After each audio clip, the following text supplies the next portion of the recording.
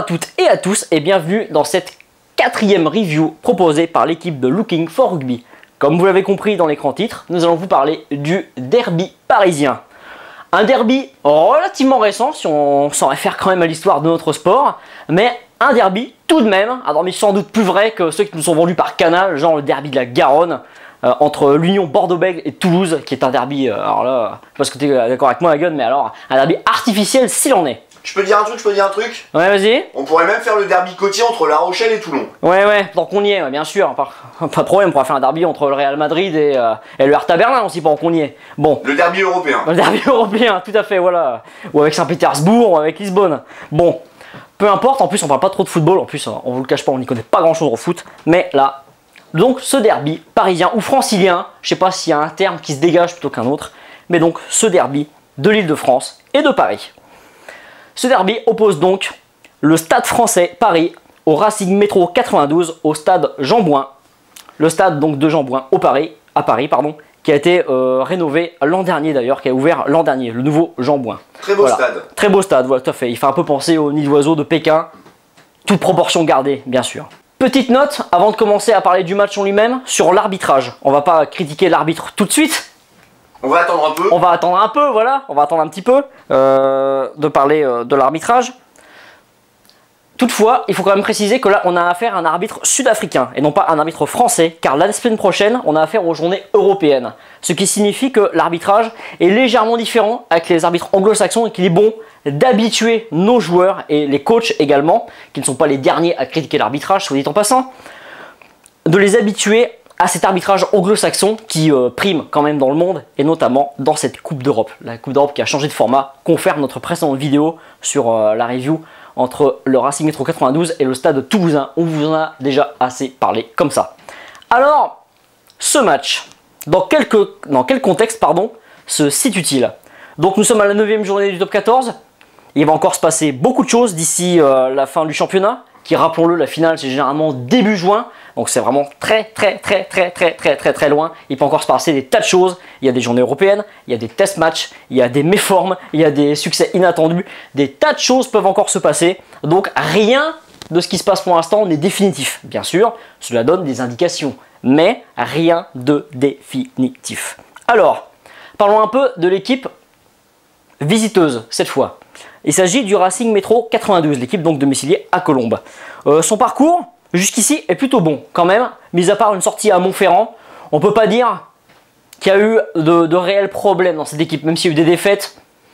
C'est jamais du vol en ce qui concerne la défaite et c'est jamais un problème concernant la victoire. Et globalement, tout est logique, les choses sont en ordre, l'équipe joue bien, l'équipe joue professionnellement, la conquête est bonne, la mêlée est bonne, la touche aussi, vraiment une équipe qui joue vraiment pas mal. Et cette année, l'équipe est joueuse. Et l'équipe est joueuse, tout à fait, Hagen. Nouveauté de cette équipe, l'équipe est très joueuse. La semaine dernière, contre Brive à Colombes, 7 essais marqués par le Racing Métro 92. Petit bémol à ajouter à cela, du coup, l'équipe est meilleure en attaque et légèrement moins bonne en défense. Ce qui fait que contre cette même équipe de Brive, contre nos amis coréens que nous saluons par ailleurs, ils avaient encaissé 4 essais quand même.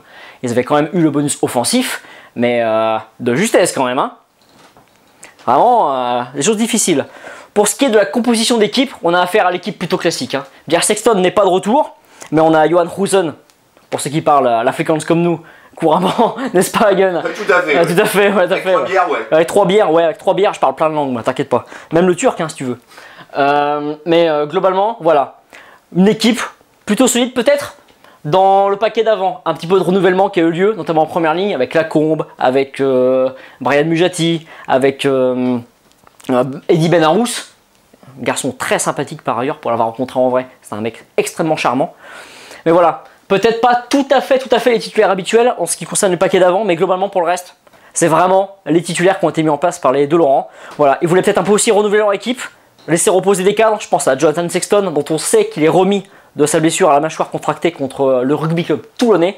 On vous en a parlé également dans une autre review.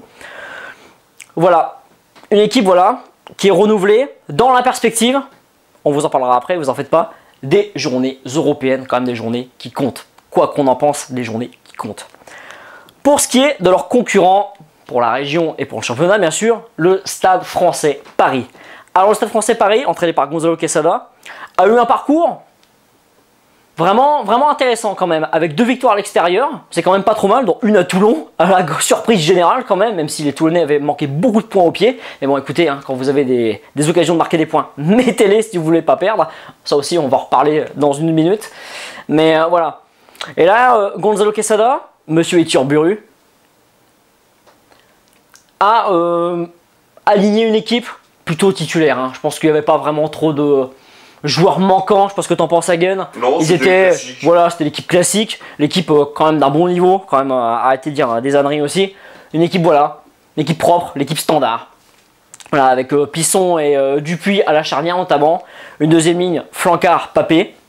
Bonne deuxième ligne. Voilà, une paire de centres intéressante aussi avec Vazea, Voudria, savez-vous. J'espère que je le prononce bien.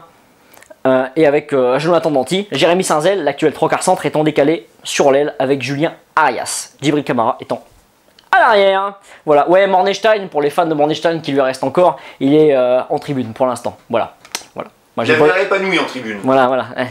J'espère quand même que cette année, ça va aller un peu mieux pour lui. Ne serait-ce qu'en tant que joueur et en tant qu'homme, c'est quand même bien. Maintenant, en tant que supporter de quel club que je sois supporter, attention, hein.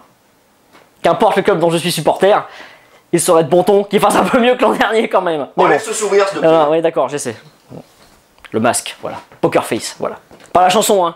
Le vrai Poker face, voilà. C'est un grand fan de Lady Gaga. Il vous a pas dit peut-être Hagen, mais il adore Lady Gaga. Non, pas du tout. Ouais, c'est ça, oui. Bien sûr. Donc, voilà un petit peu ce match, comment il se présente. C'est un derby.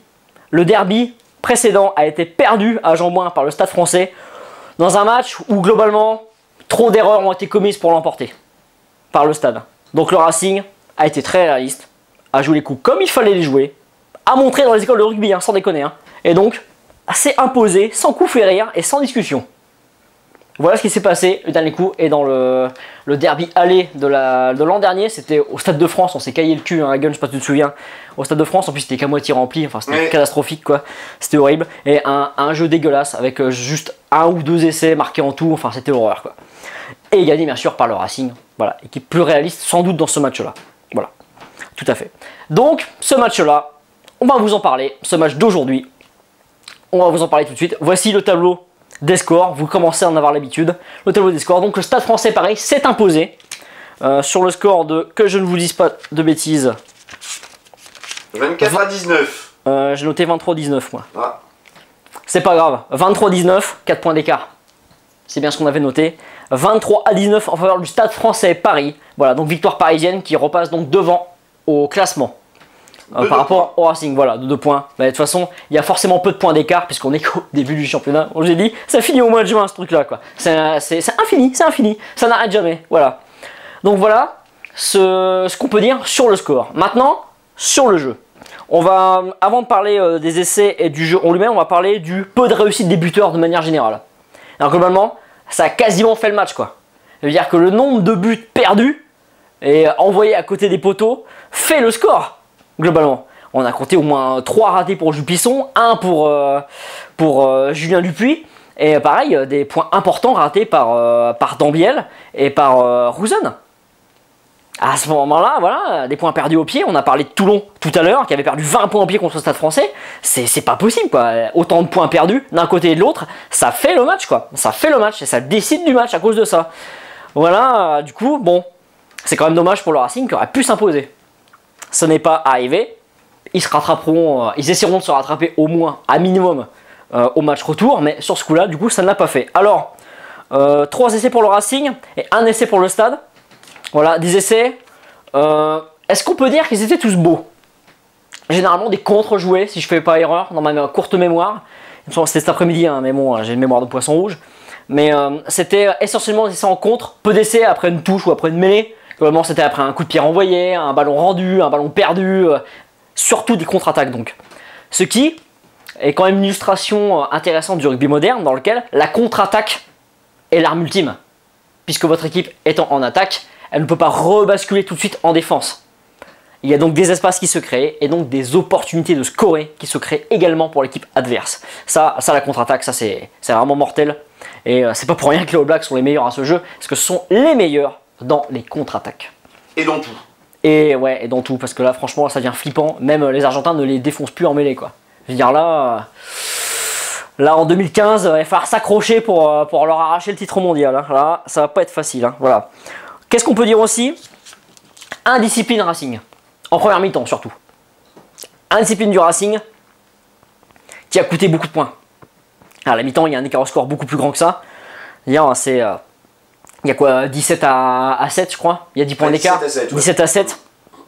2 cartons jaunes encaissés par le Racing Métro 92. Donc l'un par Van der Merwe et l'autre par Bernard Leroux. Dans l'autre sens. Dans l'autre sens. Dans l'autre sens, exactement, ouais.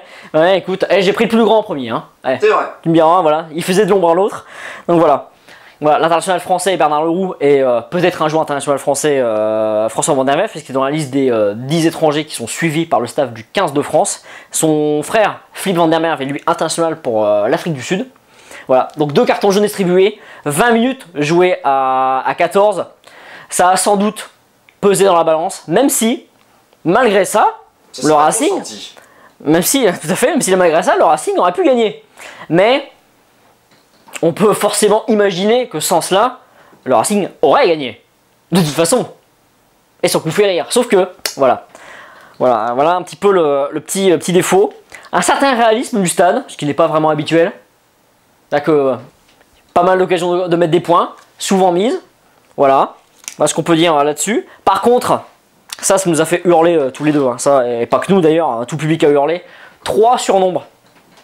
3 surnombres du stade français mal joués et finissent par des en avant. Bon, Gonzalo, si tu écoutes cette vidéo là, il faut me corriger ça vite. Hein. Ça, c'est pas possible quoi.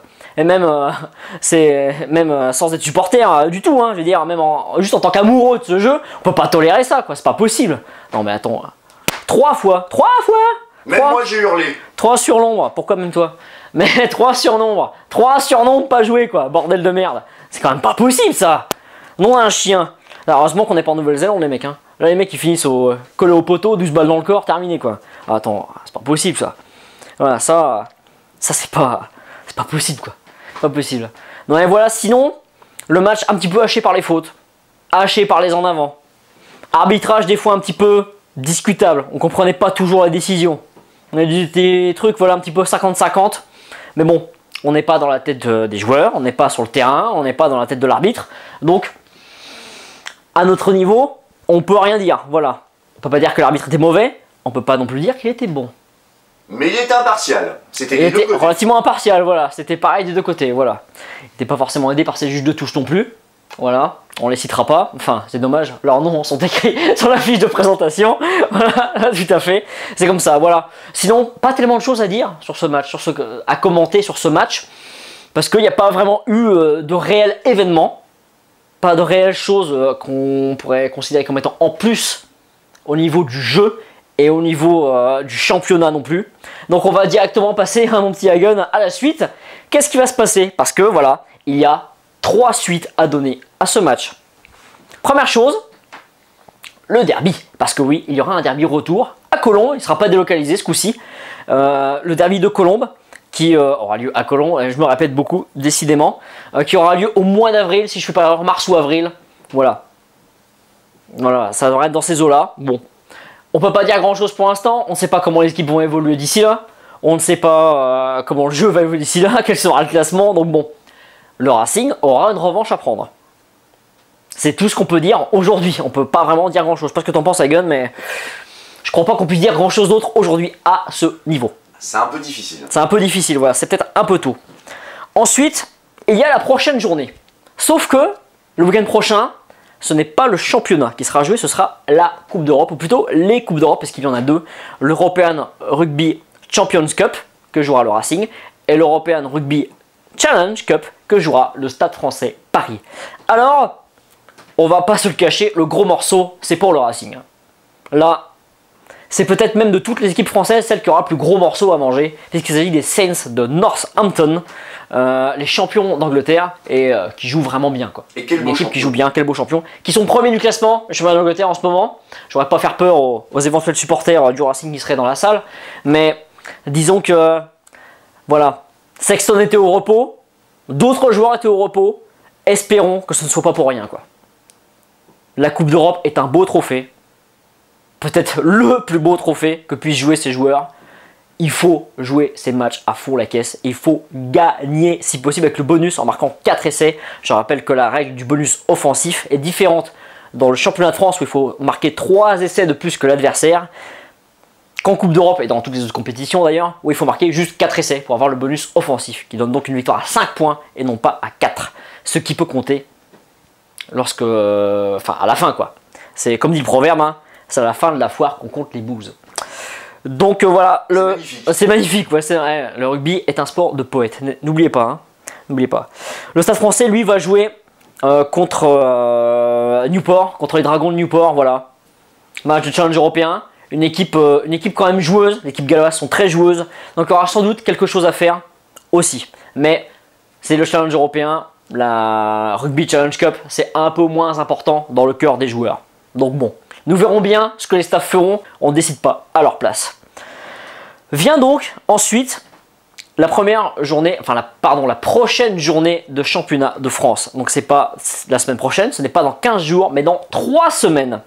Dans 3 semaines, le Stade Français recevra l'Union Bordeaux-Bègles, une équipe excellente qui fait un super début de saison et qui est une équipe qui attaque, qui attaque, qui attaque, qui attaque, qui attaque. Autant dire qu'il va falloir les priver de ballon et défendre sans parler de la conquête. Voilà, on verra un peu dans quelle disposition ils sont également, puisque eux ici vont jouer l'European Rugby Challenge Cup. Donc nous verrons bien dans quelle disposition ils seront, mais le prochain match du Stade Français Paris, ce sera contre eux. En ce qui concerne le Racing Métro 92, eux, ils vont recevoir Oyonnax. Oyonnax Rugby, une équipe pour laquelle nous avons une petite affection ici, il se trouve. Parce que voilà, c'est le village gaulois assiégé. C'est l'équipe dont on se moque, mais il n'y a pas de raison à cela. Parce que l'équipe qui sait jouer, qui sait défendre, qui sait avoir sa conquête, qui sait faire tout ce qui fait le jeu de rugby. Donc, il n'y a pas d'a priori. Oyonnax, si Oyonnax joue bien, Oyonnax pourrait s'imposer. Bon, ne rêvons pas trop non plus. Ouais, vous dans le fond là. Bonjour à Sylvertian qui nous suit sur Twitter quand même. Oui, tout à fait. Sylvertian, donc qui peut jouer ailier ou arrière à Oyonnax et qui jouait avant à Agen, si je ne dis pas de bêtises, et qui nous suit sur Twitter depuis quasiment le début. En plus, depuis le début, comme disent les supporters, voilà. Et ça nous fait vraiment très plaisir. En plus, c'est un joueur, voilà. On sait que c'est un mec qui a la niaque, il a peut-être mauvais caractère, mais ce genre de joueur est très important. On pensera à Mamouka Gorgodze ou à Bakis Bota, des joueurs nerveux. Ils sont indispensables dans une équipe parce qu'ils envoient l'équipe, qu'ils projettent l'équipe vers l'avant. Et ça, c'est très important. C'est vraiment très important. Pour ça que moi, je cracherai jamais totalement sur Pascal Papé au Stade Français parce que c'est ce joueur-là qui sert à ça. Même si il a d'autres défauts, on en parlera peut-être plus tard. Mais voilà, ils ont les défauts de leur qualité quelque part. Voilà. Donc voilà pour le Racing. Il y a sûrement des choses à faire dans les semaines qui viennent. Voilà, voilà. Sinon, que dire d'autre? Voilà, Hagen, petit commentaire éventuellement? Si, quand même, un gros regret. Bon, je vais pas vous le cacher. Je suis supporter, malheureusement. Comment il balance?